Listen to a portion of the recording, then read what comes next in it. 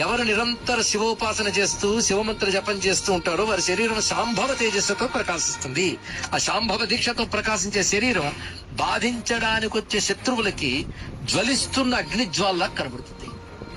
శివభక్తుడు కనబడగానే దేవతలందరూ చూసి ఏం చేస్తారంటే అతడు శాంభవ తేజస్సు చూసి నమస్కారం చేస్తారట. అందులో దేవతల్లో ఒకడు యముడు దక్షిణ వైపు ఉంటాడు. వాడు మాత్రం ఒక నమస్కారం చేసి గుండెలో పట్టుకుంటాడు కాస్త. అంటే కొట్టిన దెబ్బ గుర్తొస్తుంది దానికి. ఇక్కడ ఒక్కసారి శివ నీ వాడని అంటే వాడు ఇంకా యముడు వాడు కాడు. ఇది తెలుసుకోవాల్సింది. త్వమస్మాకం, నేను నీవాడిని నువ్వు నావాడివి. ఇది ఒకటే మంత్రం అండి. మన శివుడి వాళ్ళం, శివుడు మనవాడు. అది అన్నాక ఇంకా లోకంతో భయం ఏముందండి. ఇక్కడ అన్నిటికంటే గొప్ప తెలివి ఏంటంటే ఈశ్వరుణ్ణి ఆశ్రయించాలన్న బుద్ధి ఒక్కటి ఉంటే సర్వశాస్త్ర సారములు తెలిసినట్లే.